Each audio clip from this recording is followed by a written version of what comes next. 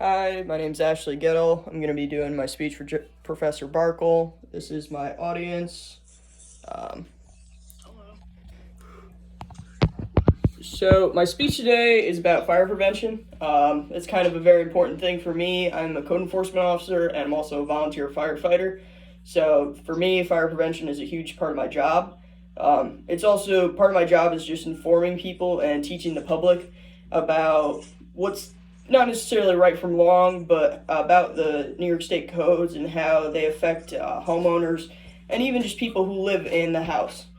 So, today I'm going to be going over fire prevention. I'm going to be talking about smoke detectors and carbon monoxide detectors. So, I'm going to start with a little bit of history about smoke detectors. Smoke detectors have been around for about 150 years.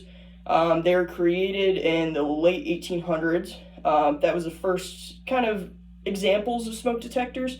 They're not generally the same versions that you see now. They're actually heat detectors. The first heat detector was made in 1902. The most common smoke detector that we see now was created in the late 1930s. But so a little statistic is that 1915 you had a 1 in 10 chance of dying if your house caught on fire. Now, because of all the advancements with smoke detectors and carbon monoxide detectors, now you have a 1 in 100 chance of dying in a fire. So it's kind of a big jump, especially with all the new technology with smoke detectors and such. You can switch to the next slide. So the first era of smoke detectors was actually created by accident. So this Swedish scientist, he was creating a type of smoke detector that was ideal for poisonous gases, because that was the era when mustard gas had gone, was around wartime, and mustard gas was just being created and that kind of such. So he was creating a detector for poisonous gas. And what happened was he was standing there smoking. His poisonous gas attempt had failed miserably. He could not create a poisonous gas detector. So he was standing there smoking. He was very upset. And the smoke from his cigarette actually was what set off the gas detector. And that's how they created what is now a smoke detector that we most commonly know, the ones that we see in our apartments or in our houses. So those are the most common versions that we see now. The ones that we used to see, especially when all of us, our younger generation, we were growing up as kids, we had the smoke detectors that when we were inside our kitchens, whatever we were cooking, and it started to go off because we started lighting things on fire, as kids do. So they used to be the type that you could take the batteries out. We'd pop the batteries out, say to heck with it, and we would tend to forget to put the batteries back in. They would go weeks upon weeks upon weeks until finally we were cooking again and something had, caught on fire or, was smoking up the entire kitchen. And we were like, well, why is that not going off? Well, it's because the batteries weren't in. So New York State, in its ingenuity, decided, well, we're going to make it so they can't take the batteries out. So now it's going to be a device, and it looks just like these. Same exact style. The only difference is you can no longer take the batteries out on the back. What this is it's a 10-year lithium-ion battery that's sealed inside of this. It cannot be taken out, and it has a whole 10-year lifespan that's guaranteed by whatever brand makes it. This one is Kitty. So this is generally what you see now. That was instilled April of 2019, that when they made this, that this is now New York State. You cannot buy any other form of smoke detector except for these in New York State.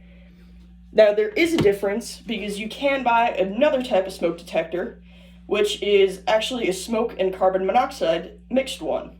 So it's both a smoke detector and it's a carbon monoxide detector, which carbon monoxide detectors, basically, they generally look like these. These are the ones that you put on the floor outlet in one of your rooms. You just hang it on the wall. These are another brand that they're a 10-year guarantee. They have a battery on the inside that just makes sure that if your power goes out or something like that, it has a backup battery that you do have to check and you do have to test.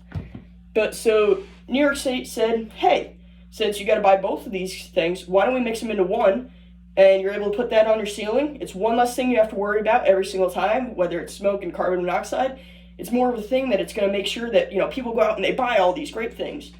So In 2015, the ICC, which is the International Code Council, they decided this is a great idea. So we're going to instill this policy, and now they're allowed to do them anytime that they want.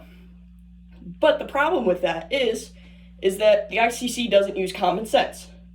So when we were kids and we had all these fire prevention people that came into our school, they taught us, oh, if your house catches on fire and, there's a lot of smoke, make sure that you crawl underneath the smoke because smoke rises. Now, carbon monoxide, if you do have a carbon monoxide problem, carbon monoxide falls. So carbon monoxide will always hang below your hip level, and it will always be down towards the ground.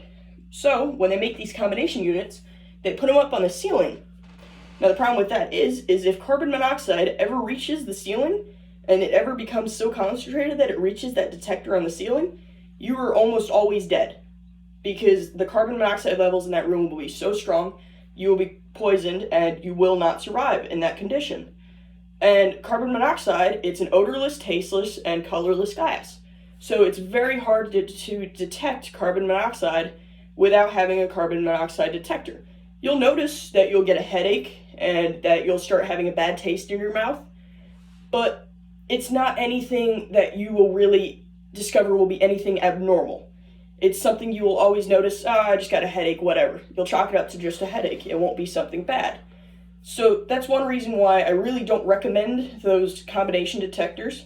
And especially since we're all going out and we're all, we're becoming homeowners or we're becoming, tenants at an apartment somewhere, or, we're moving out of our parents' houses, or even some of us that are still living in our parents' houses.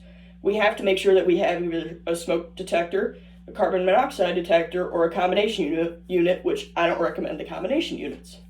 So just a fun little informational, I appreciate, people who go out and they make the attempt of learning how to help prevent fires or help, stop these accidents before they occur. So generally, smoke and carbon monoxide detectors, you're supposed to go out and you either have to change the batteries or you have to test them once a year. It's recommended once a year. What I recommend is every 6 months, because in 6 months a lot can change. And most of the time in 6 months something will go wrong. So that's kind of my spiel, and that's what I recommend. For Professor Barkle, this is my audience again, and I appreciate it. Thank you.